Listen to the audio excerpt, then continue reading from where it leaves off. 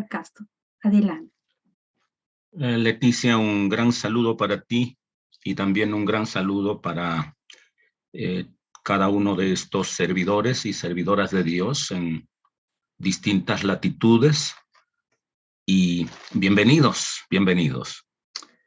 Hoy nuestra sesión estará dedicada a trabajar un poco, sensibilizarnos un poco sobre la interpretación de la ley, como se quiera llamar, veterotestamentaria, ley hebrea, ley israelita, ley judía. Seguramente ustedes que están estudiando un poco hermenéutica en la sesión anterior ya saben lo que es, por ejemplo, tomar el todo por la parte o la parte por el todo. Juega a la perfección aquí. Ley judía, ya sabemos que Judá es una tribu, pero ley judía por posicionamiento histórico, incluso no solo por delimitación tribal, terminó aplicándose a todo Israel, incluso a toda la ley hebrea. Amén de que la sistematización, si cabe el término, de la ley hebrea, lo hicieron ya los judíos bastante madura en la historia, ¿no? Entonces, hoy hablaremos un poco de eso. Me gustaría volver al título, quedarnos unos instantes allí, antes de que podamos, sí, interpretación de la ley hebrea, antes de que podamos ingresar a algo. Quiero leer un texto, ustedes lo apuntarán allí y seguramente quedará grabado. Deuteronomio capítulo 30, versículos 15 en adelante. Quiero leer para no hacerles una especie de maratón bíblica, no por guiarlos de esa manera, yo voy a ser más efectivo. Aduzco que ustedes pueden seguir ese ritmo y seguramente podrían sacar un buen provecho, pero no quiero hacer eso más por temor a que yo me vuelva abstruso. Entonces, quiero leer un texto, a mi modo de ver, paradigmático, si se quiere, para nuestra reflexión hoy. Deuteronomio 30:15 dice así: mira, yo he puesto delante de ti hoy la vida y el bien, la muerte y el mal.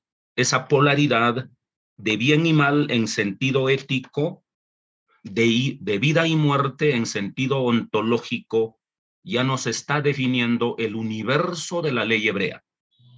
Mira, yo he puesto delante de ti hoy la vida y el bien, la muerte y el mal, porque yo te mando hoy que ames al Señor tu Dios, que andes en sus caminos y guardes sus mandamientos, sus estatutos y sus decretos, para que vivas y seas multiplicado.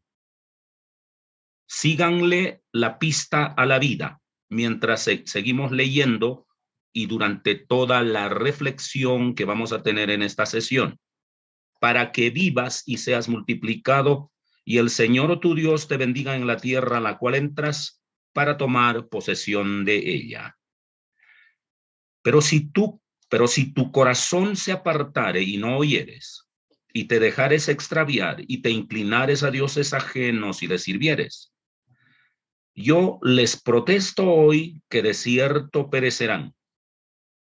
No prolongarán sus días sobre la tierra a donde van, pasando el Jordán para entrar en posesión de ella. A los cielos y a la tierra llamo por testigos hoy contra ustedes. Vaya testigos, que les he puesto delante la vida y la muerte. Síganle la pista a la vida. Les dije en esta lectura y en la sesión para entender la hermenéutica de la ley. La bendición y la maldición. Escoge, por tanto, la vida para que vivas tú y tu descendencia, amando al Señor tu Dios, atendiendo a su voz y siguiéndole a Él, porque Él es vida para ti y prolongación de tus días, a fin de que habites sobre la tierra que juró el Señor a tus padres, Abraham, Isaac y Jacob, que les había de dar. Muy bien. Creo que esa lectura en polaridad de mal y bien, lectura ética, y en polaridad de vida y muerte, lectura ontológica, está la mediación de la ley. No se nos olvide que la vida es más que la moral, pero la vida sin moral corre el riesgo de derrumbarse. Entonces se construye la mediación de la ley para vivir una vida moralmente sana y existencialmente funcional. Muy bien, quería hacer ese enunciado porque no estamos haciendo exégesis, estamos trabajando un poco sobre los principios hermenéuticos de interpretar la ley de manera específica para nuestra sesión y también para ustedes como estudiantes. Y dicho eso, habrá que avanzar un poco más. Ahora sí, pasemos a la segunda diapositiva para que podamos socializar un poco, ¿no? Investigar el contexto histórico de la ley.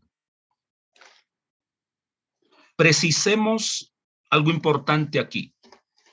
La ley, ayer y hoy, y no solo en el plano hebreo o judío, y no solo en el cristianismo, sino en todos los ámbitos o escenarios sociales, la ley siempre va a la saga de la dinámica histórica. En una palabra, avanza más deprisa y sin detenerse los procesos sociales que construyen o elaboran o estructuran historia. Y la ley va regulando a su paso con la experiencia que tiene la sociedad en su dinámica y en su historia. Se presenta la ley como regulación de esa situación. Así es que si hemos de concluir algo y a modo de conclusión, estructurar ya una premisa, es que la ley siempre se elabora a posteriori. Nunca se construye una ley sobre el vacío.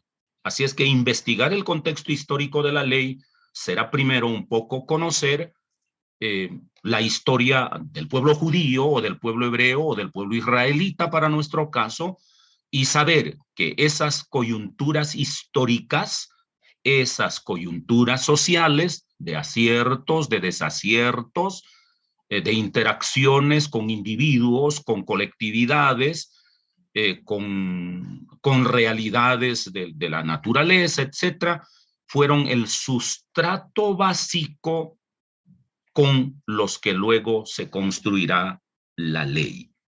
Eso debe quedar absolutamente claro. Así es que la ley se construye a posteriori de la dinámica social. Esa es una constante, reitero, al interior de las comunidades religiosas, llámese judía o iglesia, y también al interior de las sociedades que no necesariamente tengan que ser religiosas. Eso debe quedar absolutamente claro. Roland de Vaux, un académico, teólogo, historiador, arqueólogo dominico francés, ha escrito sobre las instituciones del pueblo hebreo un documento muy hermoso, y ustedes pueden encontrar ahí todo un caudal de información histórica del pueblo judío desde sus orígenes hasta bien evolucionado en su historia.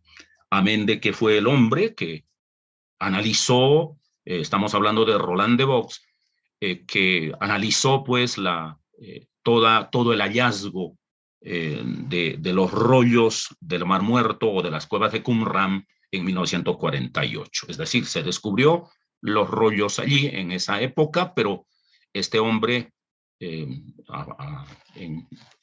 pleno siglo XX hizo ese análisis de una manera pues muy exhaustiva. Estamos hablando de una autoridad académica, de una autoridad teológica e histórica que ha escrito ese documento. Muy bien. Sigamos, por favor, en investigar el contexto histórico de la ley. Continuemos Mire, en primer lugar, hay que conectar historia, relato y norma. Ojo con esto. La historia va de una manera incontenible, constante, hablo de la historia externa, de la historia objetiva, el paso del tiempo y las acciones humanas van construyendo historia. Y eso no se detiene. Eso sigue su curso, no depende de que alguien lo detenga o alguien lo acelere. El paso del tiempo y las acciones humanas configuran de por sí la historia. El relato viene como una segunda instancia, es decir, cómo relatamos esos acontecimientos, buenos, malos, acertados, desacertados, esos acontecimientos que están aprobados por Dios o desaprobados por Dios, cómo los construimos como relato, ¿no? El relato es como una memoria que sigue a la comunidad, hablando para los patriarcas, que siguió a los patriarcas, que siguió a las tribus, a los clanes, a los que siguieron dirigiendo familias y posteriormente a tribus y posteriormente a la nación, esos relatos. Luego, no podemos seguir simplemente relatando hermosas historias al margen de que sean trágicas, cómicas, éticas, religiosas. No podemos seguir simplemente construyendo relato sobre la sucesión incontenible del tiempo, sobre la secuenciación continuada de los acontecimientos en la dinámica de la historia. Al construir los relatos orales o escritos, ¿no? Se descubre la necesidad de elaborar unas normas para que aquella tribu o aquel clan o aquella familia o aquella comunidad, y para el caso nuestro, todo Israel, se dirija de alguna manera. Se dirija, se ordene, se organice internamente para la buena interacción de sus semejantes, pero también de cómo se van a relacionar con Dios y de cómo pueden o no pueden, deben o no deben relacionarse con las comunidades que no son hebreas, que no son judías, que son de las fronteras. Pueda que eso sea aprobado o desaprobado, pero la ley debe regular cómo nos vamos a tratar con ellos. Volveremos un poco más adelante sobre este punto. Así es que conectar historia, relato y norma es muy importante. Hay que conectar eso. Cuando usted va a ir al fondo histórico de la ley, siempre relacione historia, relato y norma. Las normas no surgen en el vacío. Ya lo dije como premisa. La norma siempre va a la saga, es a posteriori de la historia. Siempre. Siempre, siempre, siempre. Y si alguno de los presentes tiene formación jurídica, con mayor razón, sabe de lo que estamos hablando. Muy bien. En segundo lugar, en ese contexto histórico, indiscutiblemente hay que relacionar de una manera privilegiada a Dios con Moisés y con el pueblo. En una palabra, la norma surge con la interacción de tres sujetos. El sujeto Dios, y aquí nos metemos en un océano sin fondo. El sujeto Moisés, y ya tenemos el retrato de un hombre idealizado, un poco más allá de lo real. Moisés está investido de aureola en el Antiguo Testamento y aún en el Nuevo, ¿no? Así es que estamos hablando de Dios, que es un océano insondable en el sentido filosófico, y estamos hablando de Moisés, otro sujeto en la estructuración de la ley, pues a un hombre completamente idealizado. Amén de que el relato mismo termina diciendo, su cara resplandecía y los hebreos no se atrevían ni siquiera a mirarlo, ¿no? Porque emitía chispas y con la chispa de sus ojos podía matar a cualquier pecador. Pues es casi como diciendo, ¿no? Envolverlo casi en un relato idealizado, casi legendario, pues. Y finalmente está el otro sujeto, que en este caso serían los destinatarios primeros, primigenios de la norma. Dios es el legislador, Moisés es el mediador y el destinatario de la norma es el pueblo. Pero el destinatario de la norma, al recibir la ley y devolverse, descubrirá en reversa que el único mediador ante el legislador para el pueblo es Moisés. El único intérprete para la ley es Moisés. No hay otro. Cualquier otro puede caer fulminado o carece de autoridad, ¿no? Por eso Moisés, por haber sido el mediador en esa legislación entre Dios y el pueblo, está investido de una idealización sin precedentes. Sin precedentes. No hay otro del tamaño de Moisés en todo el imaginario del pueblo hebreo hasta los días de hoy. Bien, entonces Moisés es el único mediador. Quédese por favor allá todavía. Moisés es el único mediador y Dios es el único legislador, pero Moisés no solo es el mediador, el que recibe la ley en tablas y luego se lo entrega al pueblo, sino además es el intérprete. O sea, no es un mediador pasivo. A ver, querido Moisés, tú eres mi mensajero, aquí te envío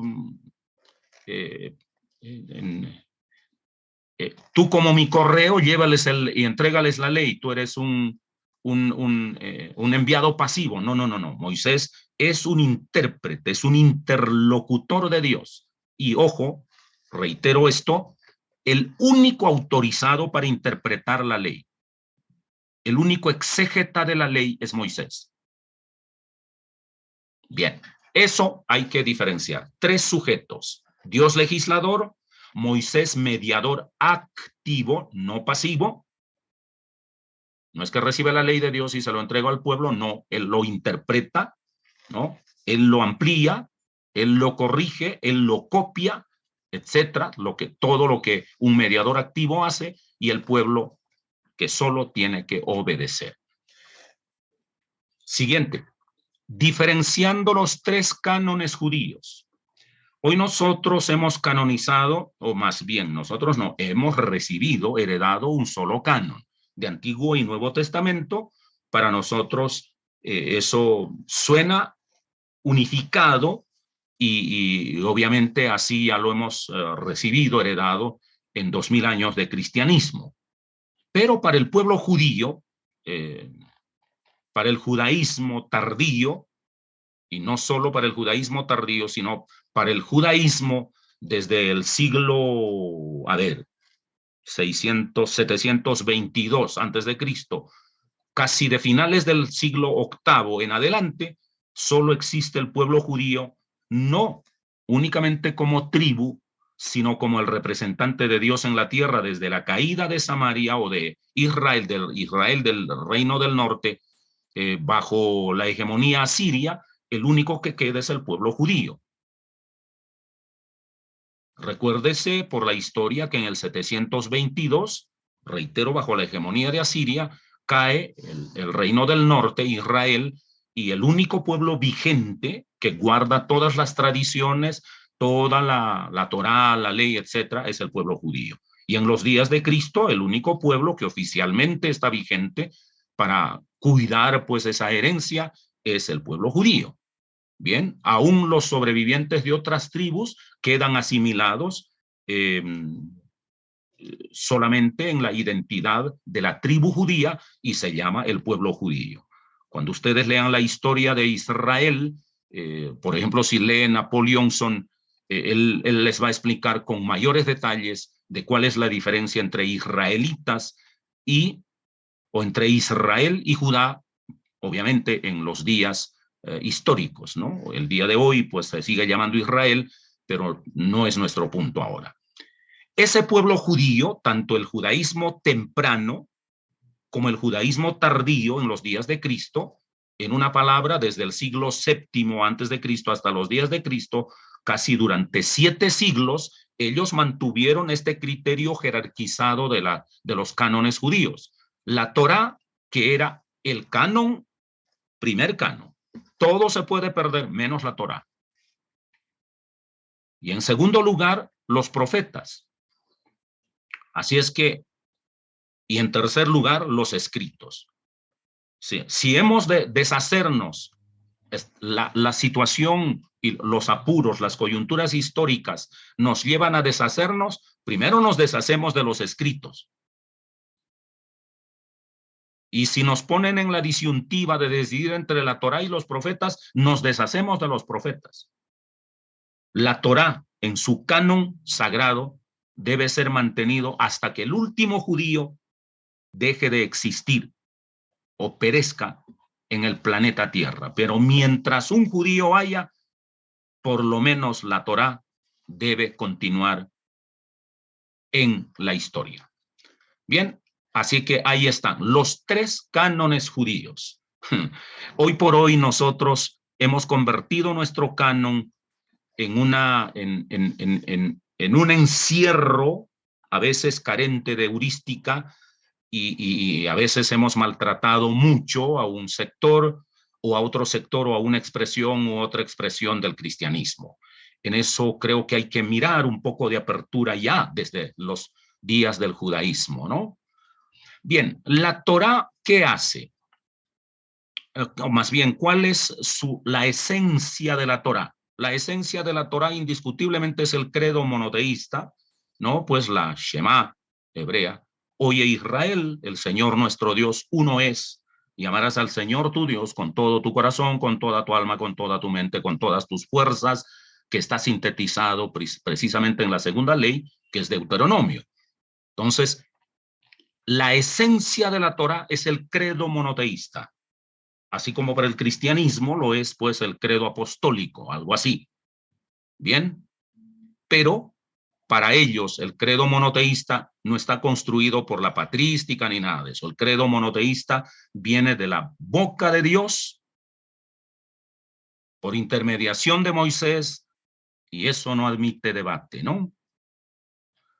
¿Y cuál es la esencia de los profetas? Bueno, la esencia de la misión profética es llamar a la fidelidad a la alianza. La misión profética no es otra cosa. Fidelidad a la alianza. ¿Cuán fiel es usted a la alianza con Dios? Dios hizo un pacto con el pueblo, nos lo entregó a través de Moisés. Nos comprometimos a esa alianza y los profetas entonces serán los heraldos que convoquen a la fidelidad.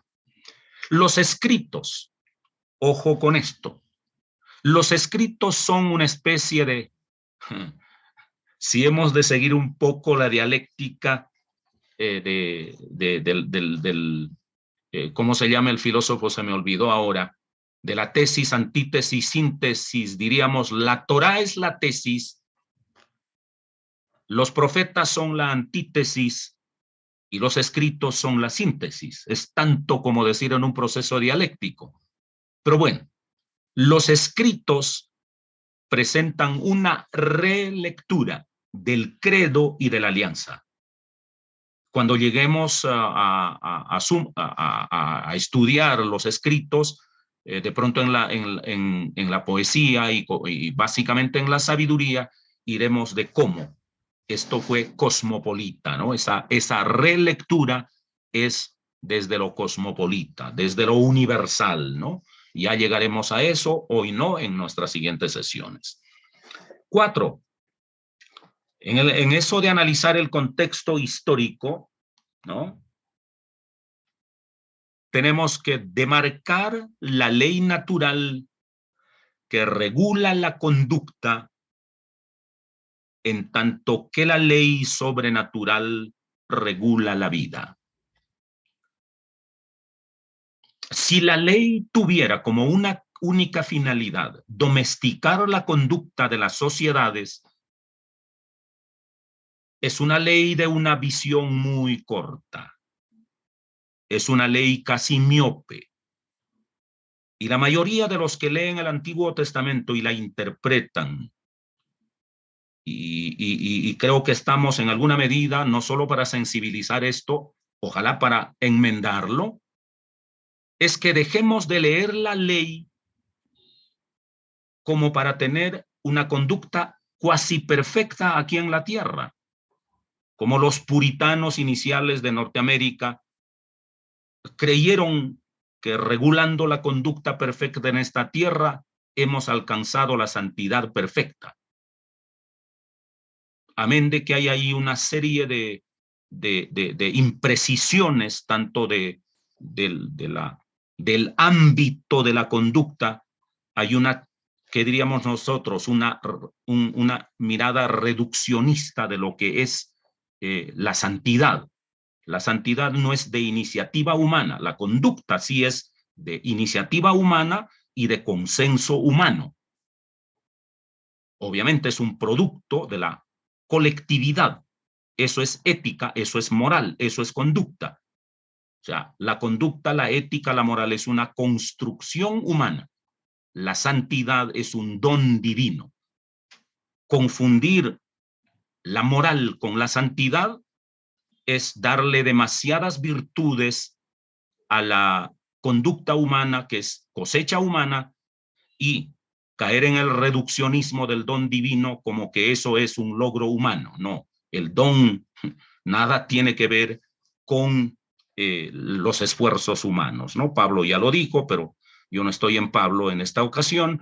Pablo lo dijo, los dones no son del que quiere ni del que corre, sino de Dios que tiene misericordia.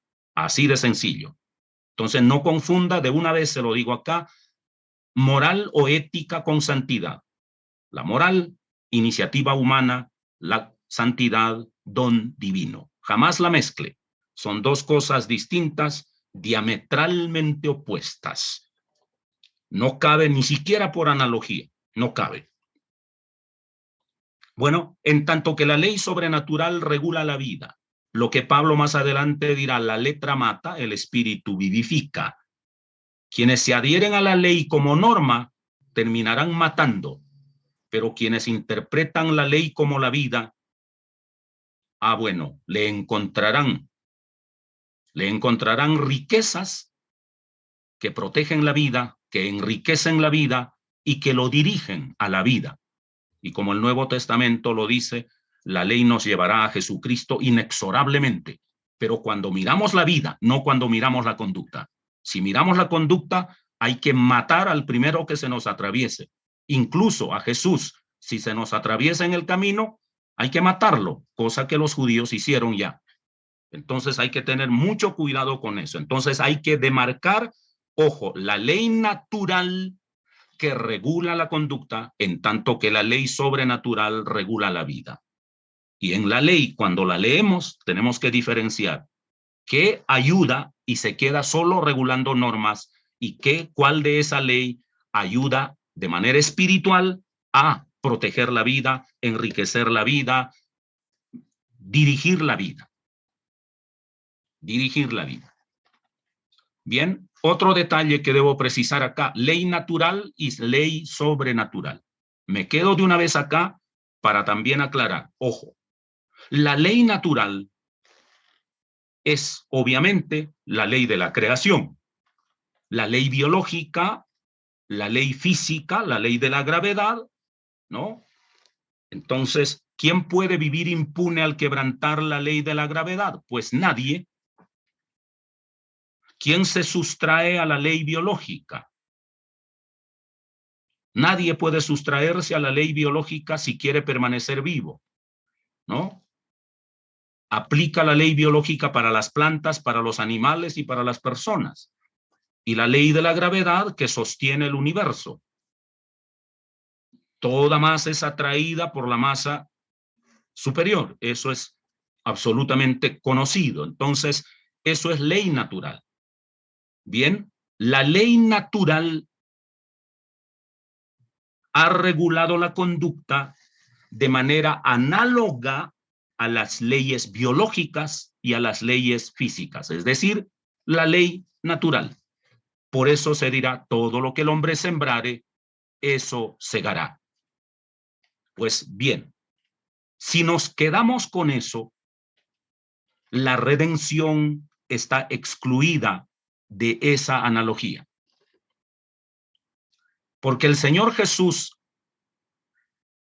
no funcionó con la ley natural, aunque un tiempo, desde su encarnación hasta su muerte, estuvo sujeto a la ley natural, pero Jesús siempre se condujo y quiso conducirnos con la ley sobrenatural que supera a la ley natural. De allí que Jesús, siendo bueno, recibe la maldición de la humanidad, y la humanidad, siendo pecadora y maldita, recibe el perdón. Porque no se aplica la ley natural de lo que el hombre sembrare, eso cosechará. Debimos haber cosechado por ley natural, sembramos pecado y maldición, y en lugar de que Cristo muera, Cristo ha debido venir a aniquilarnos de frente, ¿no? En cambio, él, que no hizo ningún mal, fue a pagar la consecuencia de lo que el hombre había hecho. Ya lo sabemos eso y no estamos ni en hermenéutica del Nuevo Testamento ni en teología del Nuevo Testamento, pero es bueno decirlo para diferenciar entre la ley natural y la ley sobrenatural. De manera que la ley sobrenatural ya está en la ley del Antiguo Testamento. Por eso les leí al ingresar a esta sesión a Deuteronomio. Pongo delante de ti esta ley para que vivas. Escoge pues la vida. No quiero que mueras. Te doy la ley para que camines en dirección de la vida. Y saltando a Pablo otra vez, Pablo dirá, la ley ha sido nuestro guía, nuestro pedagogo, nuestro ayo para llevarnos a Cristo, que es la vida. Bien, y allí hay un agregado, ya creo que después que he hecho este comentario, ustedes ya tienen claro, la ley natural tiene vigencia temporal y la ley sobrenatural tiene vigencia eterna. Si la ley es únicamente para regular conductas, dejada la tierra, la ley natural ya no tendrá, no solo no tendrá letra, sino no tendrá espíritu. Pero la ley ha sido para llevarnos a la vida eterna. Y cuando interpretemos la ley, tenemos que descubrir qué cosas me dirigen a Cristo, a la vida plena, a la vida sobrenatural. Y son las que tendré que cosechar. O sea, el estudiante de la ley del Antiguo Testamento, el hermeneuta hoy, el exégeta hoy, el predicador, pues, para el caso de nuestra sesión, para el objetivo de nuestra sesión, debe saber que debe descubrir que va en dirección de Jesucristo, en dirección de la vida para quedarnos allí, ¿no? Y listo. Aquí también se puede descartar de una vez la pregunta que puede estar en alguno de ustedes. Ah, pero cumpliendo la ley a la perfección, ¿alguno se salvaba? No, no, no. Podían cumplir toda la ley a la plenitud, no la salvaba. Por el cumplimiento de la ley, Pablo lo dice explícitamente, por el cumplimiento de la ley nadie se salva. Si por cumplir la ley alguno se salvara, pues en vano murió Cristo, dice Pablo. O sea, la ley era para sensibilizarnos, para hacernos pedagogía de que andábamos llenos de errores y para decirnos, oye, tú necesitas caminar hacia la vida y Jesús es el de la vida. Así es que decir que la ley o tiene peso para condenarme eternamente o para salvarme eternamente es atribuirle demasiado peso a la ley. No, la ley ha sido dada como un pedagogo temporal en el tiempo, tiene vigencia temporal y no tiene vigencia eterna. Solo la ley sobrenatural que viene por Jesucristo, ya lo sabemos, por el Espíritu, etcétera, tiene vigencia eterna. Bueno, quería detenerme un poco en esto porque es absolutamente fundamental para interpretar la ley. Seguimos, por favor.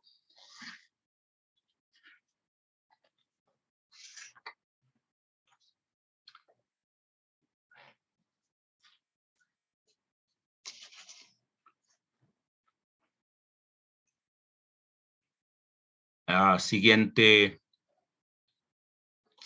diapositiva. Muy bien. El segundo punto importante que hay que hacer es comprender la estructura de la ley veterotestamentaria. No vamos a entrar en debate de estructuralismo aquí, que es un universo gigantesco, pero cuando decimos estructura aquí vamos a limitarnos un poco a decir cómo está construida la ley, los pilares fundamentales de la ley. Eso es lo que tenemos que hacer. Y para ello necesitamos entender varias cosas. Seguimos, por favor. En primer lugar, cuando nosotros hablamos de la estructura de la ley del Antiguo Testamento, tenemos que entender que ellos carecen de teoría y de metodología jurídica. De teoría, porque no hay una filosofía jurídica detrás de la construcción de esta ley. No la hay. Y ahora lo explicaré por qué, porque podrían decir de pronto es muy atrevida esta afirmación. No lo es. Carecen de teoría jurídica, pero también carecen de metodología jurídica. ¿Cuál tiene mayor relevancia? ¿Cuál tiene mayor peso? ¿Cuál debe ser, a lo menos en analogía a sus tres cánones? Si he de ir sacando como yendo al centro, ¿cómo se dice? Sacándole a la cebolla la parte superior. ¿Cuál es lo que queda finalmente? Algo así. O sea, no hay una metodología. Las 600 o más regulaciones jurídicas carecen, reitero, de teoría jurídica. El que lee la ley del Antiguo Testamento encuentra mezclado con historia, encuentra mezclado absolutamente todo.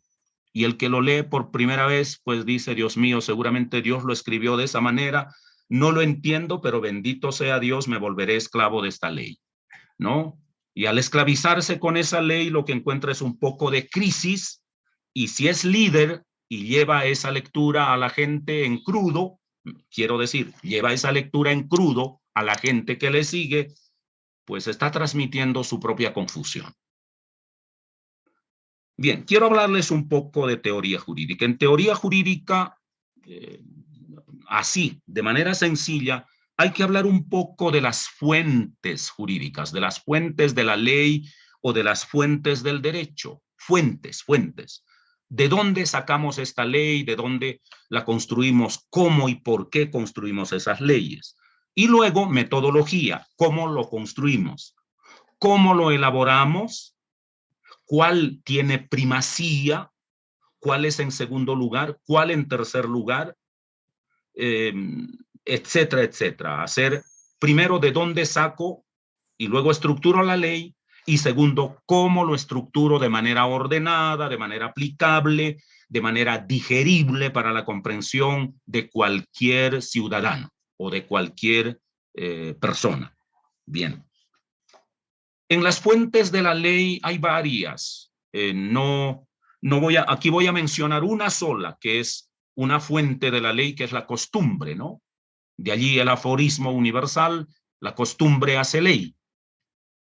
Entonces, la costumbre hace ley, pero aparte de la costumbre hay otras fuentes de la ley, como son la ley misma, la doctrina, la jurisprudencia, los principios, y cada uno de ellos es un tremendo universo. Pero pues la ley judía o la ley hebrea no tiene esa teoría, luego todo lo ha mezclado. Para ellos, por ejemplo, estatutos, normas, reglamentos, no sé, hay una infinidad de sinónimos respecto a la norma. Estos estatutos, estos mandamientos, esta ley, estas regulaciones, en fin, hay una cantidad de estatutos, perdón, de sinónimos respecto a la ley. Léase, por ejemplo, el Salmo 119, ¿no? Que es toda una alabanza a la ley, ¿no? Una loa, pues, una loa jurídica, una cosa impresionante además, por lo demás, ¿no? Entonces, esas regulaciones están mezcladas. Hoy por hoy, por ejemplo, cualquier ciudadano sabe que en la jerarquía normativa de un país, de cualquiera, de cualquier país del mundo, en este momento, la Constitución Nacional es la norma primera, que se llama la norma de normas. Luego estará la ley orgánica, ¿no? Luego estarán las otras leyes, los decretos reglamentarios, etcétera, etcétera, en una jerarquización para saber, ¿no?, que cuál ley se subordina a cuál. La subordinación tiene que ser lógica y eso es metodología jurídica. Pero como no hay teoría, no sabemos de dónde cogemos, de dónde cosechamos y de todo lo que cosechamos, cuál tomamos y de qué manera la tomamos. Y luego tampoco sabemos cuál es primero y cuál es segundo y cuál es tercero. Esas cosas, pues no están, como ya les dije, porque carece de metodología. Pero en alguna medida tampoco quedó muy claro cómo he de interpretar y aplicar esa norma. Y eso también se fue cosechando con el tiempo. Fue terreno ambiguo. Solo les voy a poner un ejemplo. Moisés sube al monte a recibir las tablas de la ley. El pueblo queda bajo el mando de Aarón, abajo en la llanura. Y mientras Moisés se demora, el pueblo duda que a Moisés le ha sucedido algo trágico y que Moisés ya no volverá. Necesitamos que alguien nos guíe. Juntan una cantidad de oro y de alhajas y funden un ídolo y resulta un becerro. Muy bien. Ese becerro es como el relato el relato fundante de toda una lectura de la historia idolátrica del pueblo de Israel. Sucede que una vez que el pueblo se ha desviado en derredor de ese ídolo, Moisés llega. Cuando Moisés llega, en un acto de ira sin precedentes, Moisés destruye el ídolo, muele el ídolo. Después de moler el ídolo, lo mezcla en agua y se los hace beber a todos los idólatras. ¿Por qué? Porque la ley está, perdón, la idolatría está proscrita en la ley. Perfecto. Más adelante, Moisés mismo construye una serpiente de metal y obliga a que el pueblo mire a la serpiente. Oiga, ¿al fin qué? ¿Hacemos ídolos o no hacemos ídolos? ¿Y quién lo hace? Si el pueblo lo hace, hay que ponerse furibundo, hacerlos tragar el agua licuada con el metal y además matarlos. Pero si Moisés lo hace y me obliga a hacer, incluso me obliga a mirarlo, entonces yo tengo que ir tranquilo. Se puede decir, es que el toro era un símbolo del dios, ¿cómo es que se llamaba en el panteón? En el panteón egipcio, el toro es un dios. Apis es la cosa, ¿no? El dios Apis. Pues bien, la serpiente, la cobra real, también era un dios. Pero como no hay fronteras claras, entonces se puede apelar a esas improvisaciones y aún justificarlas. Es malo cuando el pueblo lo hace, pero cuando el líder lo hace, es bueno. ¿Por qué pasa eso? porque la teoría jurídica, la metodología jurídica, la jerarquización de la ley y las fronteras no están bien definidas. Bien, solo para poner un ejemplo. Hay varias, por supuesto. Ahora, leyes consuetudinarias o de costumbre. Uno diría, ¿la Pascua se lo reveló el Señor a Moisés o Dios mandó una instrucción desde el cielo? No. Lean ustedes las historias decantadas, críticas del Medio Oriente y de la cultura circundante y descubrirán que la Pascua, sacrificar un cordero la noche antes de dejar el campamento para buscar otro campamento en el mundo nómada, en el mundo del pastoreo, era una costumbre.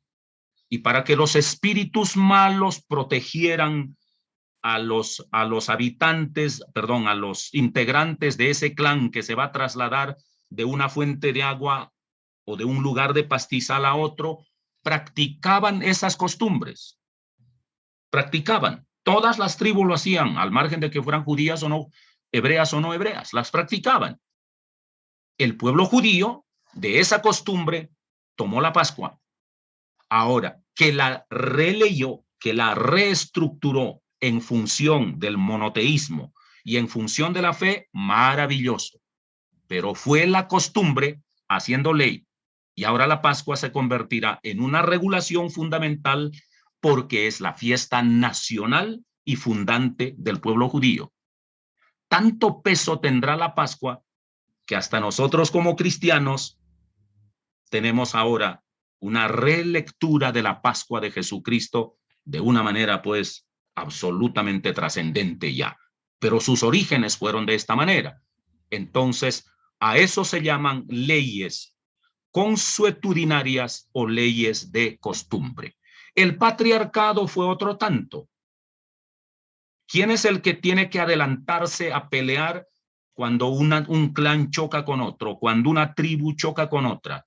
Pues no es la mujer que cría hijos y tiene que cocinar, no, es el hombre el que va adelante, ¿no? Entonces, en esa sociedad nómada o seminómada, es el patriarca el que va por delante, el macho, ¿no? El hombre.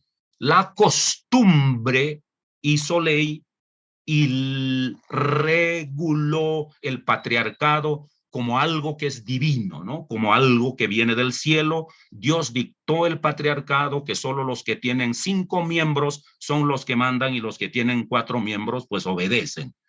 Eso es una lectura muy a priorística porque no conocemos la costumbre que hay detrás de eso.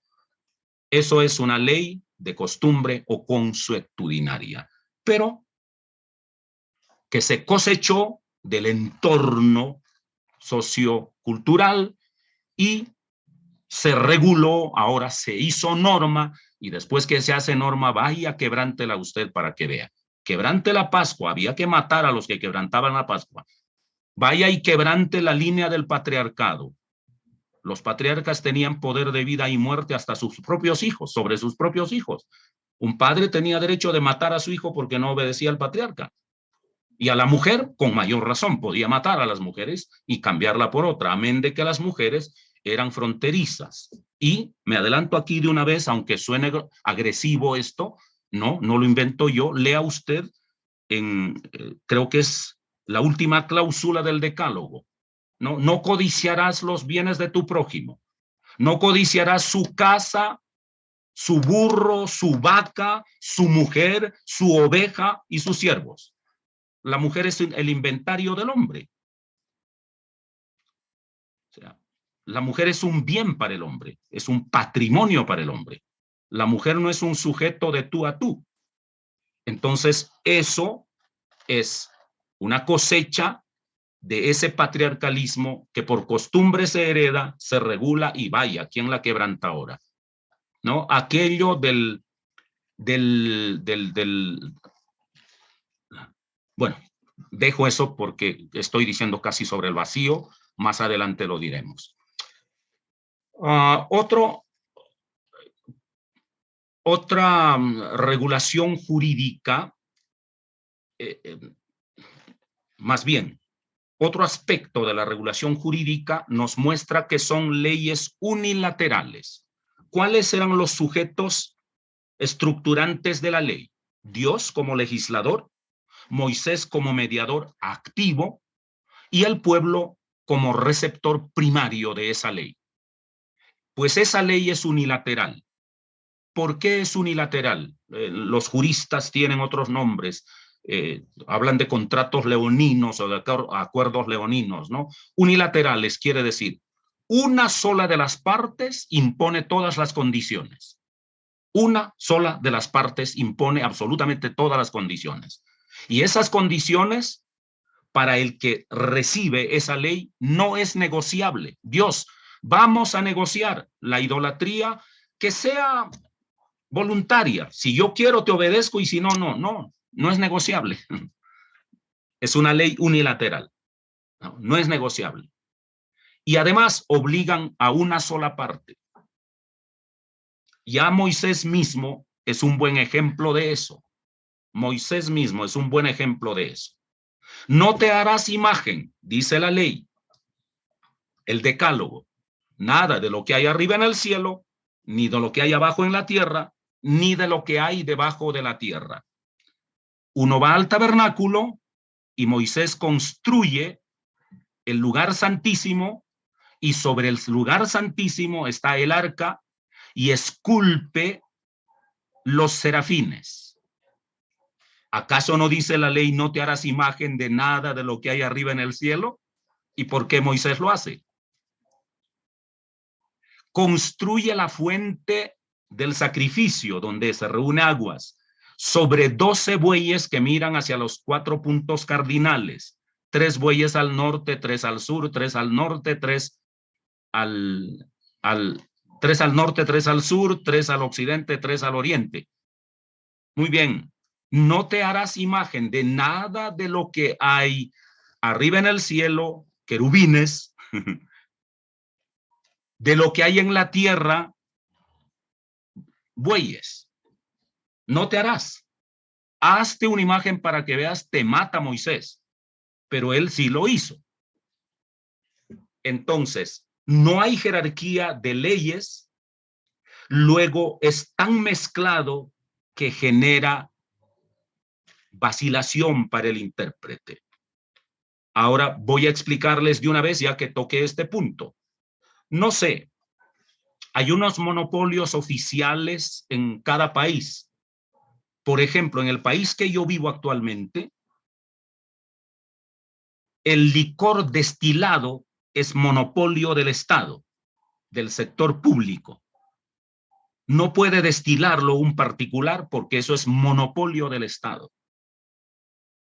Pero la diferencia es que en los días de Moisés solo había una prohibición de no te harás imagen, pero nunca dijo el funcionario oficial en nombre de la nación sí puede hacer imágenes, solo que el particular no puede hacerlo. Pero como no hay metodología jurídica ni jerarquización jurídica, no se hizo y dejó la ambigüedad. Entonces, hoy por hoy, la ley dice, ningún particular podrá destilar bebidas alcohólicas. Muy bien, solo lo hará el sector público, pero está regulado en la ley porque hay teoría jurídica, hay metodología jurídica, etcétera, todo está decantado. Pero en esa época, como no lo había, estaba así. Pero el cristiano lo ha leído solo como prohibición y nunca como privilegio exclusivo de los que están en la oficialidad, que en este caso son Moisés, Aarón, los levitas, que sí construían imágenes, esculpían imágenes para usos oficiales. Eso debe quedar claro. Por eso las leyes son unilaterales y obligan a una sola de las partes, no obligan a todos. No a las otras partes, a Moisés no se le puede obligar, porque Moisés está del lado de Dios, Moisés no está del lado del pueblo.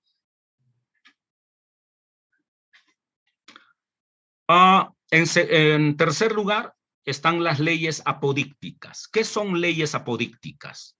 Primero, en primer lugar, son leyes que se dan por ciertas, ¿no? Se dan por ciertas. usted no tiene el derecho de cuestionar. ¿Y qué tal si esa ley es mentira? No, señor, esa ley es verdadera y punto.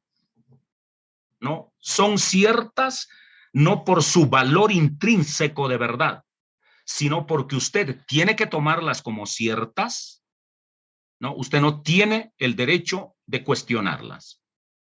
Es tanto como decir, un cristiano no tiene el derecho de dudar de la Biblia. Eso es una ley apodíctica, ¿no? El ciudadano común y corriente de los hebreos no podía dudar de la ley hebrea, no podía. Muy bien.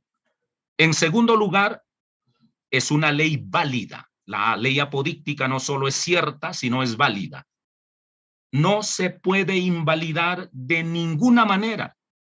No es canjeable, negociable, no hay manera de hacerlo. Esa ley es así y es válida, y tu argumento, por toneladas que tengas de razones, no valen. La ley es válida sobre todos tus argumentos. Pero además es una ley necesaria. Necesaria desde quien lo legisla y necesaria desde quien lo intermedia. Pero además es paradigmática. Equivale a decir, es una ley ejemplar que en casos, en situaciones donde no están reguladas, esta ley se aplicará por analogía, por comparación. Por eso se dice una ley paradigmática. ¿Todo está regulado en el Decálogo? No. Pero el Decálogo es una ley paradigmática por ser apodíctica. Luego eso debe aplicarse para cada situación que no estaba regulada. No sé si voy muy de carrera, veo caras tristes por ahí. Entonces, si se están durmiendo, me despiertan. Entonces, en beneficio de la vida. Esa ley debe estar en beneficio de la vida, de la vida. Hay un ejemplo ahí, cegar la mies. Cuando ciegues tu mies, no cosecharás hasta la última gavilla. Para los pobres, para los necesitados, para el huérfano, para la viuda, para el extranjero, la dejarás. Muy bien. Entonces alguien dirá, bueno, yo he sembrado este año granados, uvas, aceitunas, plátano, o pues plátano allá no, dátiles, qué sé yo, he sembrado lo que se produce en el Mediterráneo, en tierra mediterránea. Entonces, significa que solo voy a dejar cuando ciego espigas, o de trigo, o de cebada, o de linaza, o de lino, pues. Entonces, solo voy a dejar eso. Solo voy a dejar cuando ciego, pero cuando cosecho manzanos, peras, dátiles, no, porque dice cegar la mies. No, dirá, cada vez que coseches algo, dejarás. Por eso es una ley paradigmática, que no se limita a lo que regula, sino que por analogía o comparación se aplica a lo que no está dicho, o a lo que no está regulado, perdón. Bien, otra de las leyes es la ley casuística. Responden a nuevas coyunturas, o situaciones que no están reguladas en la ley, no están reguladas previamente. Eso es una ley caso por caso. Esto sí que cuando una sociedad, cuando el parlamento de un país o el Congreso de un país es perezoso o se dedica únicamente a intereses políticos y personales, no regula todas las situaciones de la vida. Y el ciudadano tiene que ir improvisando en el camino. Y por eso están congestionadas las entidades judiciales, porque no están reguladas o no están claramente reguladas, porque los que deberían legislar claramente no han trabajado. Pues bien, ahí es donde se va resolviendo caso por caso. Vayamos a un ejemplo claro. Llegan a la tierra prometida y distribuyen por suertes Canaán entre las 12 tribus. Pero quienes deben recibir la herencia son el patriarca, y si el patriarca principal que vino a través del desierto o ingresó a la tierra prometida ya murió, lo recibe en cabeza del hijo mayor, del hijo varón mayor. Pero la pregunta aquí se presentó: un tal Zelofehad o Zelofehad, como ya quieran leerlo, murió sin dejar hijos varones, pero tenía derecho a la herencia o a que le asignaran la tierra prometida, y solo vivían las hijas. Como no estaba regulado por aquello del patriarcalismo cerrado, ¿ahora qué hacemos? ¿Le negamos el derecho a las hijas o le damos la propiedad a las hijas? Buena pregunta. Al leer la historia, ustedes verán, yo tengo la respuesta por haber leído el texto, solamente la leí para la clase, pero no se los voy a decir para que ustedes lo lean. Pero el punto es, no estaba regulado por aquello del patriarcalismo cerrado. ¿Listo? Por eso son leyes casuísticas. Entonces tenemos leyes consuetudinarias, leyes unilaterales, leyes apodícticas, leyes casuísticas. Todo eso. Bien. Sigamos, por favor. A ver, ¿qué más podemos decir en esto? Reflejan una jerarquización implícita. Estamos hablando de comprender la estructura de la ley. La ley refleja una jerarquización no explícita. El lector común y corriente las confunde todas. Todas las confunde. Y todo lo mete en una licuadora. Lo licúa y todo tiene igual valor, todo tiene igual peso. Es más, tengo que decirlo acá. En la ley del Antiguo Testamento están mezcladas leyes de la dimensión del decálogo, por ejemplo, con aquello de no matarás, están mezclados con leyes éticas, ¿no? De amar al hermano o no amar al hermano. O sea, yo no amo a mi hermano. En la ley tiene la misma dimensión que matar. Si por matar me tienen que matar, también tienen que matarme por no amar a mi hermano, ¿no? Porque todo está en la misma jerarquía. Entonces se confunde ley penal, por ejemplo, con un criterio moral. Se pone en el mismo rango. Pero también las leyes axiológicas. Una ley axiológica es una ley de los valores, ¿no? Como la libertad, el respeto, la honra, cosas como esas, los valores que hay, ¿no? Cada sociedad hace sus ajustes axiológicos, cada sociedad o amplia o contraída tienen su propio universo axiológico. Entonces, en ellos, por ejemplo, el honor y la vergüenza, ¿no? Que eran sus grandes valores elevados a normas jurídicas, por cuya razón a veces, o por honor o por vergüenza, se podían matar impunemente, ¿no? Entonces, ¿por qué? Porque el honor vale más que la vida. La vergüenza vale más que la vida. Entonces, cuando se lee de esa manera, todo tiene el mismo peso. Y si el creyente no distingue la ley temporal, la ley natural o la ley temporal, que es de analogía natural, y la ley eterna, que es de analogía sobrenatural, él va a decir: por cada uno de esos quebrantos, pues me voy al infierno.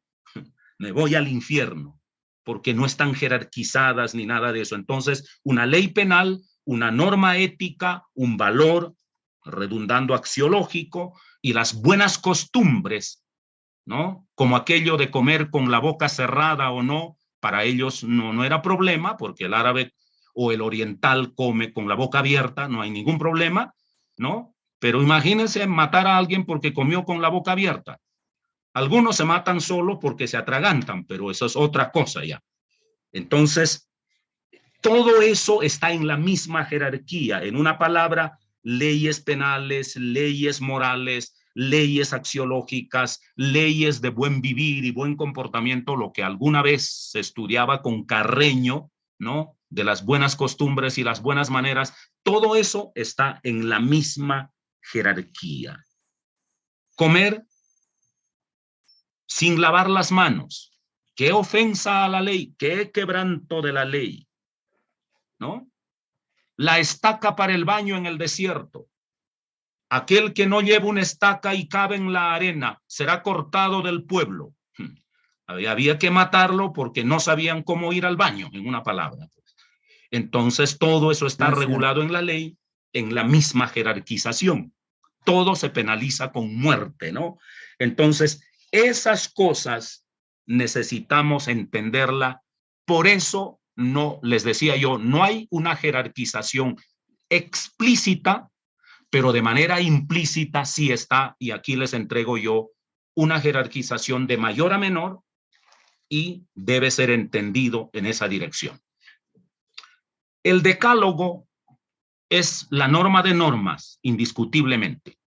Y aquí tengo que detenerme. Pónganle cuidado a esto. En el derecho contemporáneo de cualquier nación, ojo con esto, hay un derecho público y un derecho privado.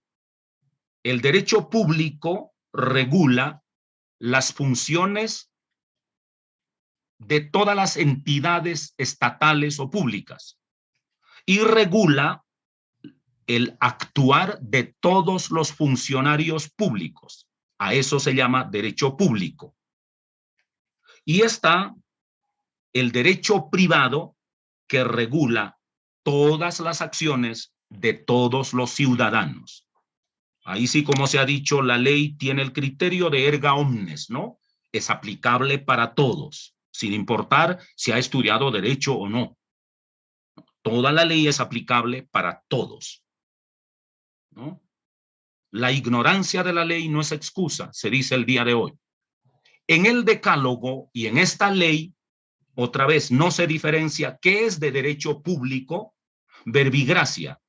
Yo, Moisés, y nosotros, los levitas, nos reservamos el derecho de hacer imágenes, querubines, toros, etcétera. ¿Prohibimos para el pueblo? No. No hay diferencia entre derecho público y privado.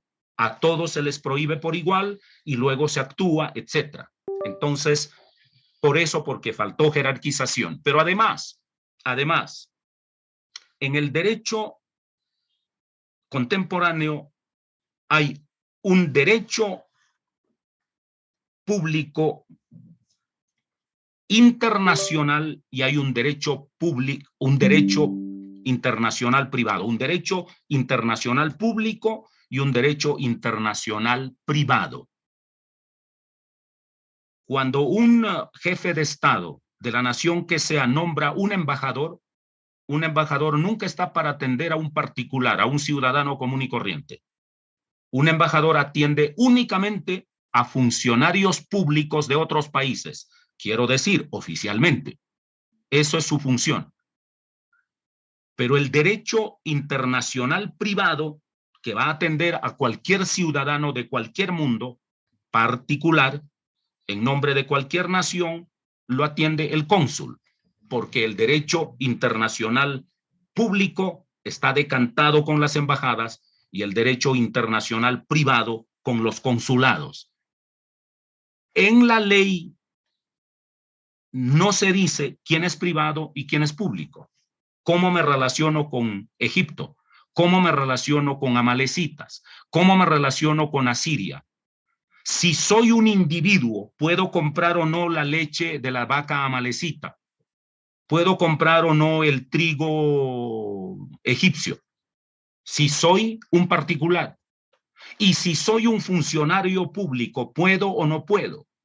Verbigracias, Salomón. No, un particular no te unirás en yugo desigual, pero un Salomón sí podía casarse con una fenicia, con una egipcia, con una árabe, con una etíope, etcétera. Podía casarse con 1000 mujeres, ¿no? Entonces, no está regulado ni el derecho público, ni el derecho internacional público, ni está decantado el derecho internacional privado, ¿no? Todo se mezcla y a eso se debe la confusión de quien hermenéuticamente se aproxima a las leyes del Antiguo Testamento. Aquí hay una mínima jerarquización para que usted pueda diferenciar un poco.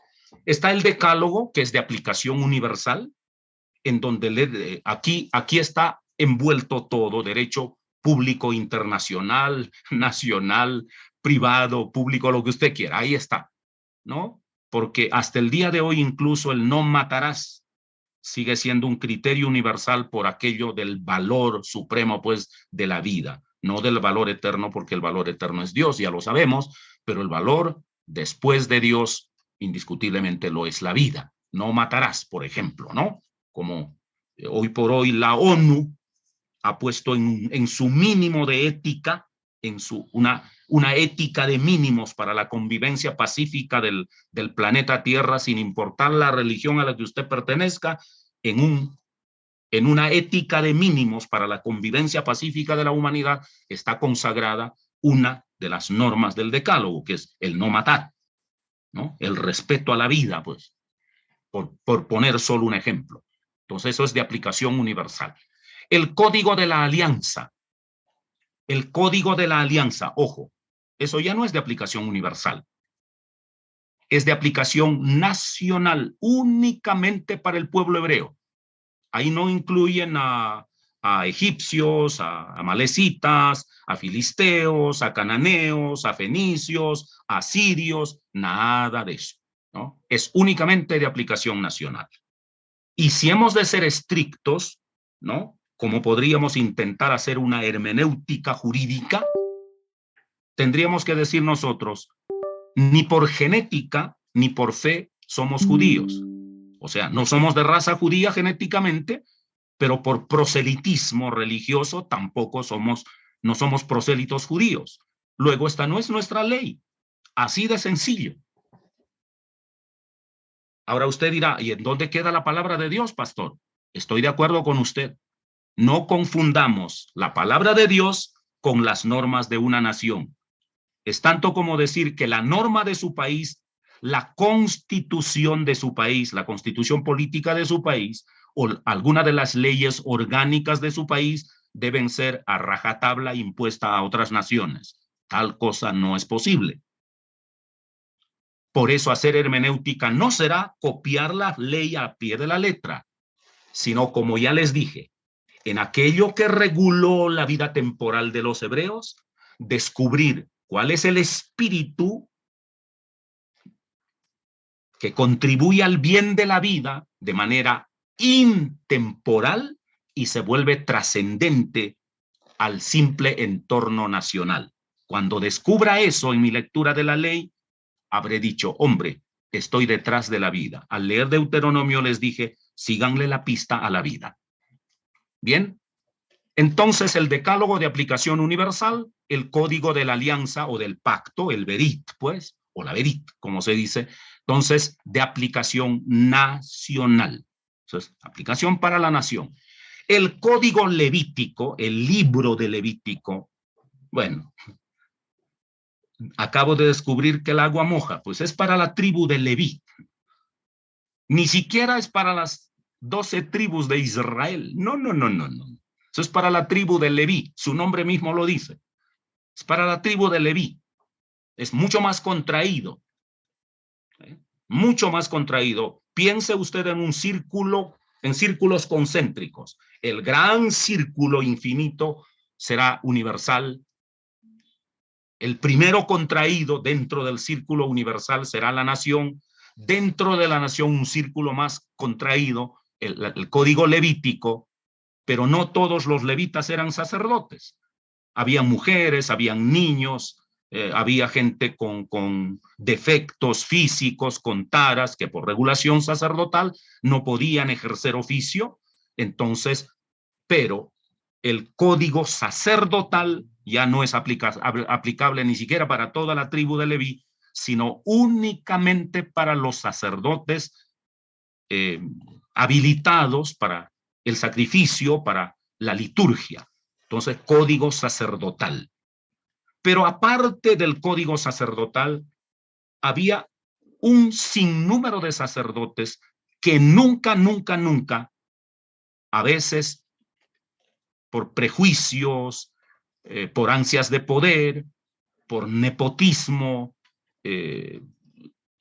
por X razones, eran sacerdotes de oficio, de raza y de oficio, pero jamás entraban a oficiar. ¿Recuerdan ustedes al padre de Juan el Bautista, a Zacarías, que por suerte le tocó ir al altar de incienso? ¿Recuerdan ustedes? Entonces, por suerte, había 20,000 sacerdotes en los días de Juan el Bautista esperando que a alguno por turno le tocara entrar. Hubo sacerdotes que nunca entraron a ministrar, nunca. Se quedaron esperando su turno. El código de santidad no era para todos los sacerdotes. Eran únicamente, el código de santidad era aplicable solo a aquellos que ejercían la liturgia como tal, aquellos que entraban. Para el sumo sacerdote, para entrar al lugar santísimo, para los sacerdotes que llevaban la sangre al lugar santo, para los que ponían los panes de la proposición, el aceite del candelabro, etcétera. Entonces, para aquellos que ejercían la liturgia, el código de santidad, cada vez más contraído, más contraído, más contraído. Ese código de santidad es el que regula, por ejemplo, ningún mutilado, ningún calvo como este servidor, ningún enano, pues ningún sobrado, ningún mutilado, ningún tatuado, ningún manchado puede entrar al santuario de Dios. Ok, nadie puede entrar con defectos. Bien, ¿qué decía eso? El código de santidad. Así es que podía de pronto ser sacerdote con una manchita para traer el agua, ¿no? Para botar las vísceras sucias de los animales fuera del santuario, por allá en el lugar de las basuras, o llevar la cabra alazana por allá para entregarlo a Azazel. Para eso podría servir, pero nunca para ministrar en la liturgia. Y uno diría, ¿de verdad que era santidad? No. Los privilegios cada vez más cerrados y los intereses de poder más cercanos al sumo sacerdote fueron induciendo para que por cualquier defecto no se promocionara a los sacerdotes. Hoy nosotros lo leemos con una linda sensibilidad religiosa y espiritual y otra vez traspolamos a la santidad, pero lo que hacían era cuidar los privilegios de unos pocos para acceder al santuario, y no por razones religiosas, sino por razones de poder clerical o eclesiástico o religioso, porque en derredor del sumo sacerdote giraba toda la plata del mundo que usted quiera, ¿no? Cuando Jesús patea los bancos, no patea el banco de una moneda. Es como que Jesús ha entrado a la banca central, al emisor de billetes en su país y al gerente que el presidente de la República ha puesto. Jesús le da una patada por haber convertido la casa de Dios en cueva de ladrones. O sea que el dinero, el privilegio religioso involucraba mucho poder, mucho recurso, y este famoso código de santidad ni siquiera era por celo a Dios. Hoy nosotros solo leemos por celo a Dios, pero ellos lo hicieron por cerrar cada vez más la casta y llenarse de honores y privilegios. Y luego, por extrapolación, ya por extensión, si usted quiere, se exigió a toda la nación, porque se creía que si todas estas leyes, en lugar de aplicarlo a una tribu o a un sacerdote o al que sube al templo, si lo aplicamos a todo el pueblo se va a volver limpio y Dios nos va a bendecir y Dios nos va a prosperar y va a derrotar a Asiria y va a derrotar a Babilonia y va a derrotar a los greco-macedónicos y va a derrotar a Roma y va a derrotar a todo el mundo y hasta Adolfo Hitler. Pues lindo, ¿no? Era un lindo sueño eso. Se impuso por extrapolación a toda la nación lo que el cristianismo hoy quiere a rajatabla imponerse también a todos los cristianos. Pero eso sí, yo lo dejaré a que ustedes lo decanten de una manera más lenta. No sé si nos detenemos ahí para algunas preguntas o continúo con un ítem más. Muy bien, Ramiro Valencia, habilite su micrófono, luego Marisol Pong. Adelante. ¿Cómo está? ¿Qué dice? Tengo una consulta. Usted habló de las casuísticas, ¿no? Pero no se puede, digamos, legislar todo. Pero justamente ahí era el problema, ¿no? Los fariseos tuvieron que regular, los maestros de la ley, todas las leyes, y Jesucristo se ha enojado realmente con ellos. No era su deber de los fariseos, de los maestros de la ley, regular esas cosas que no estaban hechas. ¿Y por qué Jesucristo se enojó con ellos? Esa es la pregunta. Gracias por tu pregunta, Ramiro. Dios bendiga la obra allá en Bolivia.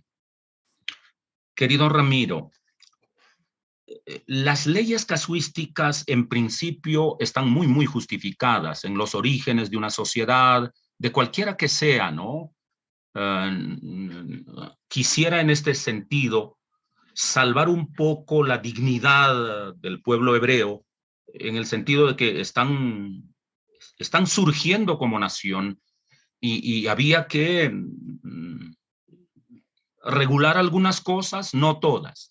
Si hoy con las sociedades tan evolucionadas, no todo está regulado, a veces por conveniencia política, para tener en medio anárquica a la ciudad, porque eso es el caldo de cultivo de muchos políticos, no lo regulan, pudiendo regularlo. O a veces no lo regulan por conveniencias financieras, porque los grandes monopolios, esta vez no oficiales, sino privados, untan el bolsillo de los legisladores para que ese asunto se quede en el limbo jurídico a fin de seguir lucrándose esos monopolios. Entonces, si hoy, evolucionada la sociedad, no todo está regulado, imagínese usted en los orígenes hace 4.000 años, pues, ¿no? Hace 4.000 años. Así es que en ese sentido hay un salvamento, ¿no? Para el pueblo judío, que no todo lo reguló, no todo lo reguló. Entonces, por eso aludimos a la ley casuística. No sé si tu inquietud es al respecto o es más amplio. Quiero puntualizar algo. Tarde en la historia, ya estamos hablando, 5 siglos antes de Cristo, según la tradición los historiadores, es cuando surgen los fariseos, ¿no? Los escribas, los fariseos, surgen, se supone que el primer escriba autorizado es Esdras, y ya estamos hablando en el siglo V. Esdras es bastante ya avanzada la historia del pueblo judío, ya en contexto del dominio medo-persa. Pero la ley ya se venía aplicando desde los días de la monarquía con David. Estamos hablando del 905, y si no es del 1000 antes de Cristo. O sea, Esdras existe casi 600 años después de David.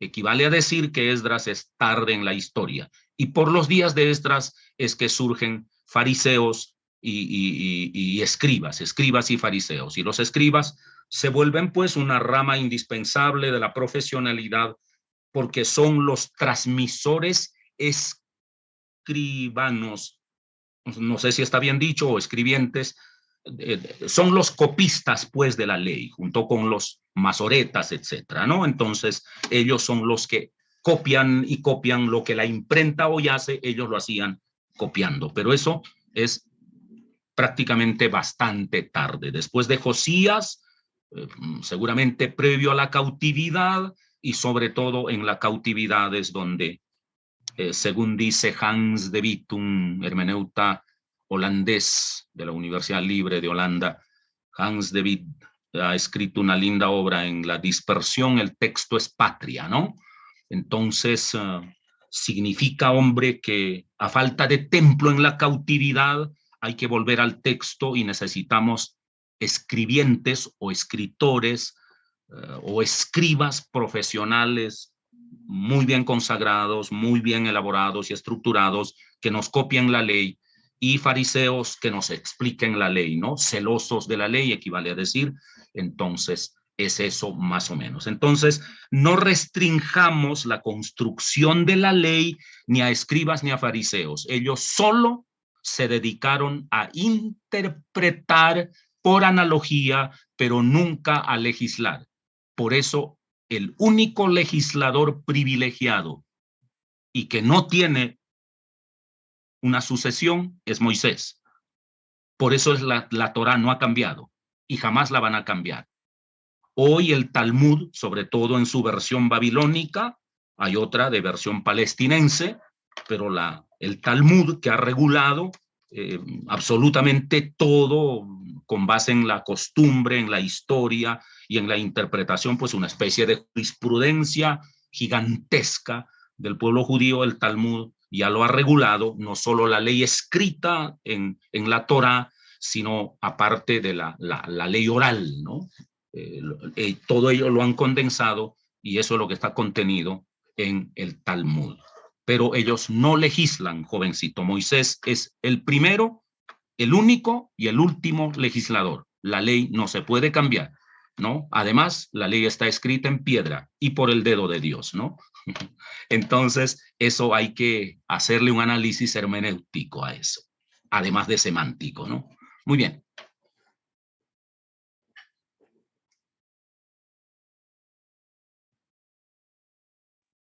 Adelante, Marisol, y luego Jorge Narváez.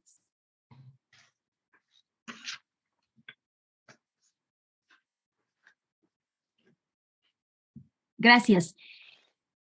Pastor Castro, más que pregunta, el mío es una petición. Sé que usted y algunos son expertos y conocen mucho de esto. Sin embargo, como que quería apuntar varios temas importantes, pero solamente en el flyer se nota algunos títulos o subtítulos, pero lo otro usted lo decía desde su experiencia, ¿no? Solamente una exposición verbal. Y no sé si hay forma de que tal vez para la próxima clase, es eso lo más relevante que usted ha hablado, algunos puntos importantes, por decir, ¿no? De Dios quién era, Moisés quién era, etcétera. Eso lo puede poner en el flyer, ¿no?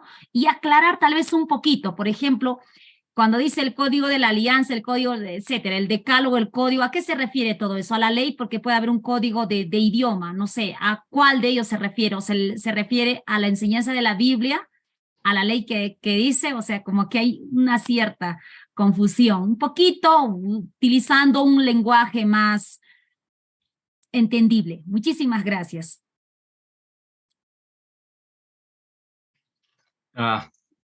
Querida Marisol, muchas gracias. Wow. Lamento no haber sido entendible.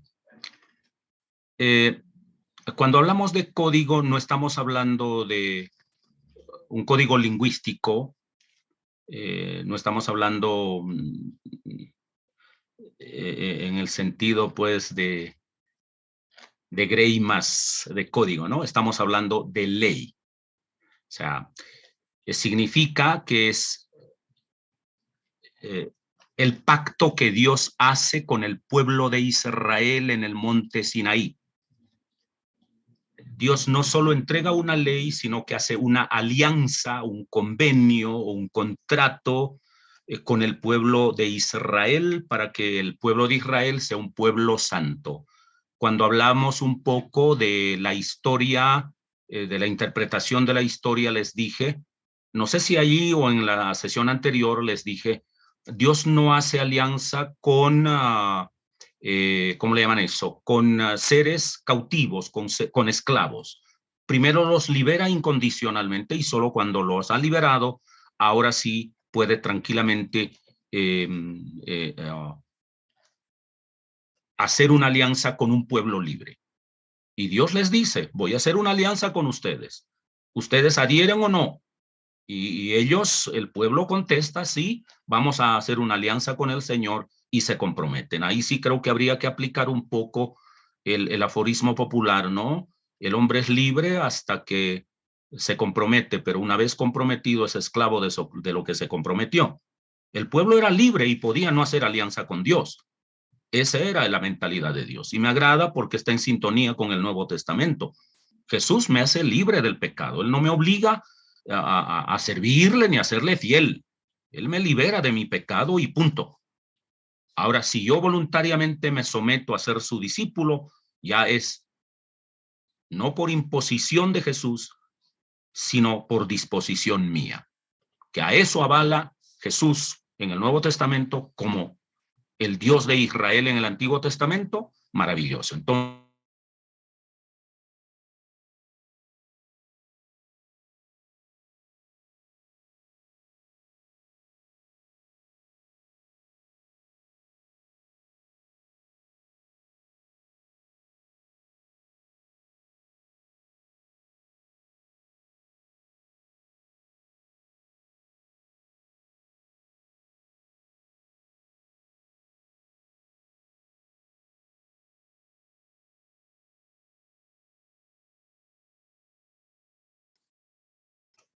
Muy bien, Jorge Narváez y Jaime Inostroza, y luego vamos a retomar nuevamente la clase. Adelante, por favor.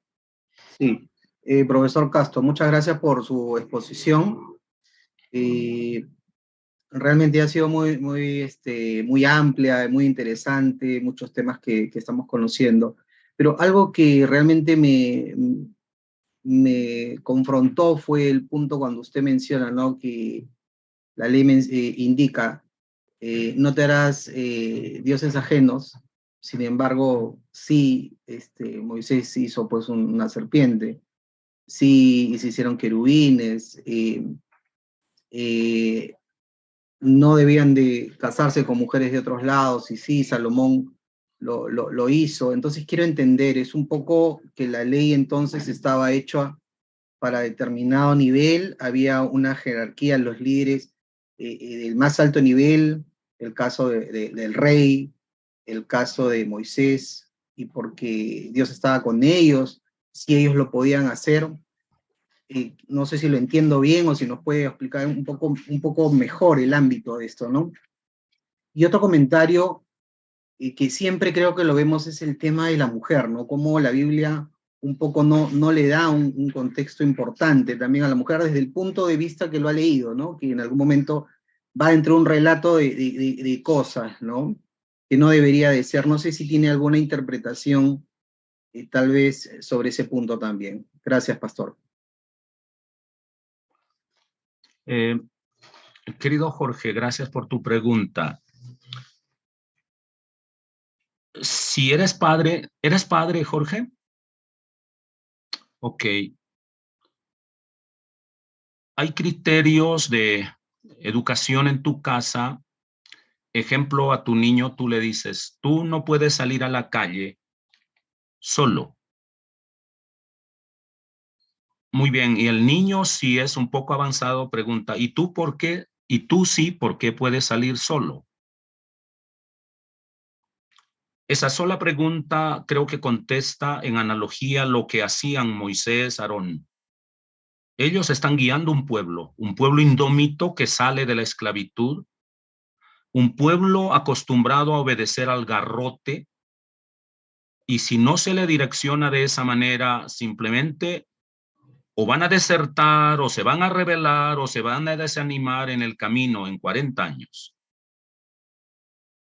La regulación de la ley no fue toda de una, fue un proceso. De manera que hubo aciertos y desaciertos, ¿no? Cosas que eran fáciles de manejar y complejas de manejar.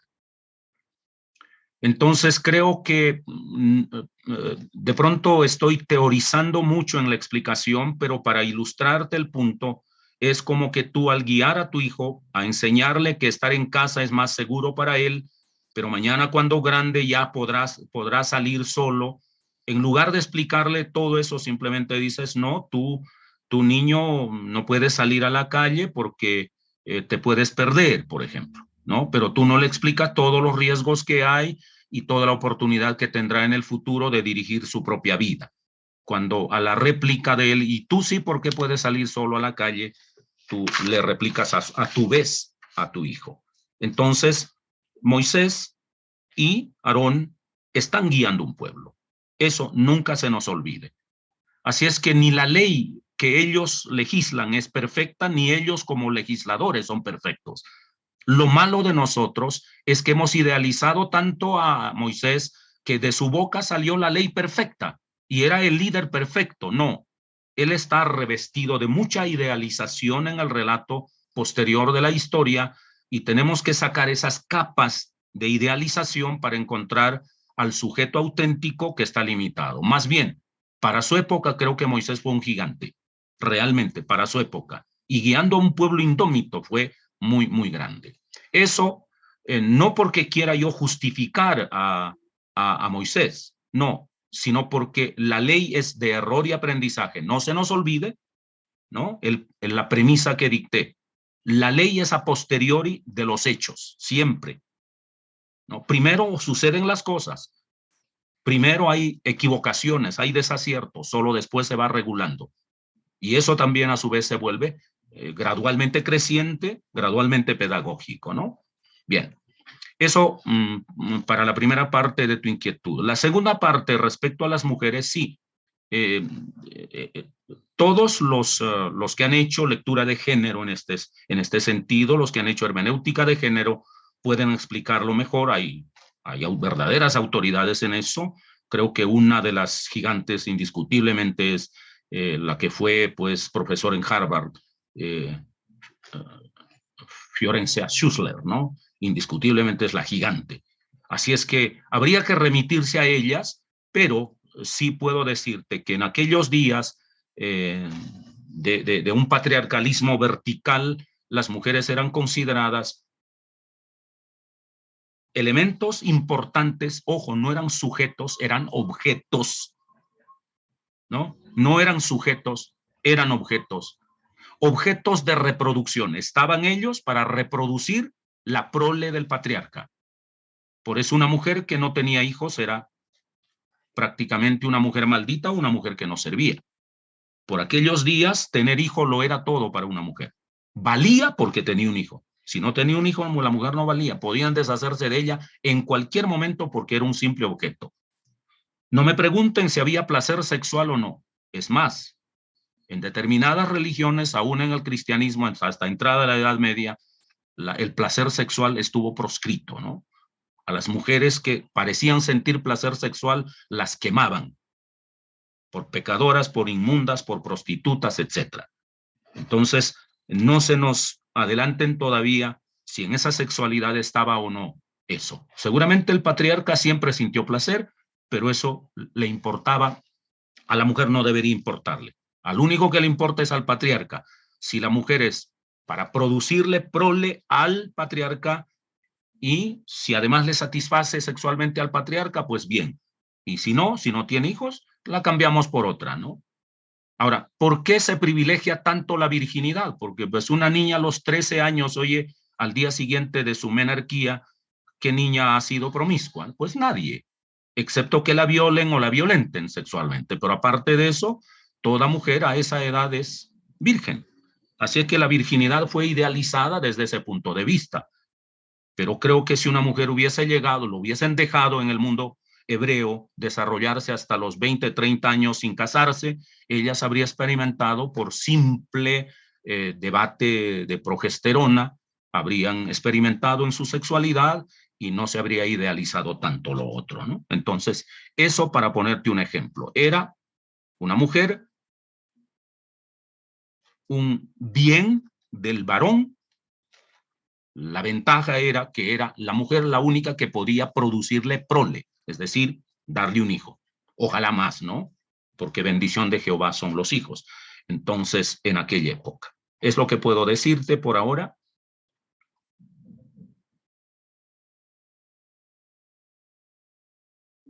Adelante, por favor, Jaime Nostroza. Sí, Pastor, muchas gracias por su exposición. La verdad que se ha abierto un área que es muy interesante de poder analizar y uno se da cuenta que a medida que va aprendiendo parece que menos conoce de la palabra de Dios. Así que muchas gracias por darnos esta oportunidad de tener esta visión también. Tengo una duda, Pastor, y que me quedó un poco dando vuelta. a medida que hemos ido estudiando la palabra, hemos ido entendiendo de que Dios se acerca al hombre, ¿no es cierto?, desde el principio, y con Abraham hacia adelante, por ejemplo, vemos varias situaciones o circunstancias en las cuales Dios toma parte de la cultura del entorno, de los pueblos cercanos, incluyendo muchas veces también, por ejemplo, Abraham, para hacerlo de él, como un pacto de él para el pueblo que estaba formando. Me explico, por ejemplo, la circuncisión, que era parte de una tradición de muchos pueblos del entorno, también la toma para decir, este es el pacto que hago con mi pueblo. Entonces, y usted menciona que la Pascua, por ejemplo, también fue algo parecido, era como una tradición entre los distintos pueblos. Pero me quedó la duda porque en Éxodo 12, cuando se menciona acerca de la Pascua, comienza ese capítulo diciendo que Jehová le habla a Moisés y Aarón y les explica lo que tienen que hacer a partir de la liberación de Egipto, como que les da las instrucciones de cómo desarrollar la ceremonia de Pascua, por decirlo de alguna forma. Entonces me quedó ahí un poquito la duda, pastor, a ver si me puedo explicar o tal vez yo entendí mal. Eso, pastor, muchas gracias. Gracias, querido Jaime. No, me parece que estás en la línea correcta. No hay nada que corregir en eso. A ver, Dios no dicta el relato, ¿no? Dios no dicta el relato. Dios se manifiesta a su pueblo en un acontecimiento. Cuando lleguemos a los libros poéticos, al estudiar cantares, descubriremos que eran unas coplas lo que hoy en los bares y en las cantinas se cantaría, solo que estaba muy bien elaborado, muy bien elaborado, que luego fue canonizado, ¿no? Y luego fue convertido, pues, ya en una lectura alegórica de Dios con su pueblo, con Israel, y las lecturas posteriores desde el Renacimiento con los grandes intérpretes, pues se ha convertido también en una, ¿qué diríamos nosotros? En una alegoría de Cristo y su iglesia, pero no, tal cosa no era en principio. O sea, Dios produce el acontecimiento, Dios se encuentra con la gente, Dios hace actos salvíficos. El relato, la forma en que está relatado es aporte humano. Quiere decir que son aportes de personas que obviamente tienen sensibilidad espiritual, han percibido la acción de Dios en la historia y quieren encontrar las palabras adecuadas, las frases adecuadas para registrar, convertir en relato eso. Pero decir que Dios lo dictó de esa manera es llevar un poco lejos y casi caeríamos en la sacralización de las palabras, ¿no? Amén de que lo que usted y yo leemos aquí en el entorno latinoamericano es en español. Eso está escrito además en hebreo, ¿no? Entonces ya la traducción de por sí no puede transmitirnos absolutamente todo. No se nos olvide que traducir también es una manera de interpretar. Entonces, lo que nosotros leemos también es una interpretación. Entonces, eso, no dejar esa sensación de que Dios dictó a Moisés que así debe escribir, nada de eso. El registro pertenece a la sensibilidad de hombres dirigidos por Dios, tocados por Dios, llamados por Dios. En eso hay acuerdo total, pero cuidado con atribuirle una especie de dictado divino a eso. Muy bien, creo que he dicho eso, querida Leticia, cuando lo digas. Muy bien, seguimos adelante con la clase. Tenemos unos brevísimos minutos. Una especie de guía para analizar la ley. Me gustaría que volvamos un poco allá. No sé si podemos presentar las vistas allí, las Muchas gracias. Analizar la ley. El siguiente, por favor, el siguiente. Bueno, ahí hay otro detalle. Figúrese que no... la delimitación de los 7 círculos de santidad, ¿no? Hay jerarquización de la ley. Los 7 círculos de santidad se fueron también construyendo a lo largo de los años, donde ponemos el límite espacial, amén de que tiene un sentido teológico, esto, volverá al sentido teológico al final. El lugar santísimo es el centro donde Dios está. El lugar santo es donde los sacerdotes están. Está luego el atrio de los sacrificios, el atrio de los levitas, el atrio de los varones, el atrio de las mujeres, el atrio de los gentiles. Hasta allí es una simple delimitación topográfica del escenario, hasta qué límite llegaban estas personas, y cualquiera que atravesaba ese límite, a lo menos en los días de Cristo, estaban escritos pues en hebreo, latín y griego, ¿no? Para que nadie se atreviera a traspasar esos límites a cualquiera. Ejemplo, un gentil traspasaba al atrio de las mujeres, lo mataban a pedradas. Si una mujer traspasaba al atrio de los varones, igual. Si un varón atravesaba a los levitas o los levitas a los sacrificios, al altar, al atrio de los sacrificios, o los sacerdotes que solo estaban autorizados a entrar al atrio y se metían al lugar santo, o un sacerdote no siendo el sumo sacerdote, o aún el sumo sacerdote entraba al lugar santísimo en la fecha no indicada, pues había que apedrearlo allí, había que matarlo. Así de sencillo. Era una delimitación espacial, ¿no? Esto es lo que... ok, esto fue vertical. Iba a usar un adjetivo, pero podría ser fuerte el adjetivo. Entonces, pero esto se convirtió también en una reflexión teológica. Jerusalén es el centro del mundo y allí es donde Dios está. Y de allí en adelante está el lugar santo, que es todo Israel, el atrio de los sacrificios, que son nuestros vecinos, no sé, por allí los levitas, los varones, las mujeres y los gentiles del planeta entero, ¿no? Entonces, todo eso estaba así leído desde el espacio físico, pero también desde toda una concepción proxémica que hizo tránsito a una lectura teológica. El pueblo, el sacerdote o el que dirigía la adoración en el templo, si era consciente de estas cosas, él creía que al orar en Jerusalén estaba orando por el mundo entero, por el planeta entero, porque de allí se desplegaba la gloria de Dios. Y cuando leen a los profetas desde esta mirada, ustedes encuentran una amplitud universal muy enriquecida, especialmente en el 2 y 3 Isaías. Bien, ahora seguimos, por favor. No sé si tenemos el tiempo, me preocupa un poco el manejo. Realmente yo tengo que consultarte, querida Leticia. O paro aquí o tú me dices si me regalas cuántos minutos.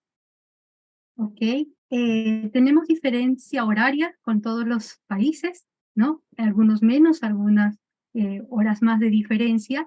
Ya son la 1. Sugiero lo siguiente, que esta partecita de analizar la ley se toque la siguiente clase y pueda completar. Ok, ¿listo? ¿Sí? ¿Está bien? Porque nosotros también tenemos aquí que hacer los grupos de trabajo y no nos va a tomar mucho tiempo, lo vamos a hacer de manera breve. Muchísimas gracias, Pastor Castro. El PowerPoint igual queda en la plataforma para que ustedes puedan revisarlo. Hermano Jorge, ¿está levantando la manito? Oh, ok, muy bien. Listo. Entonces, voy a solicitar, voy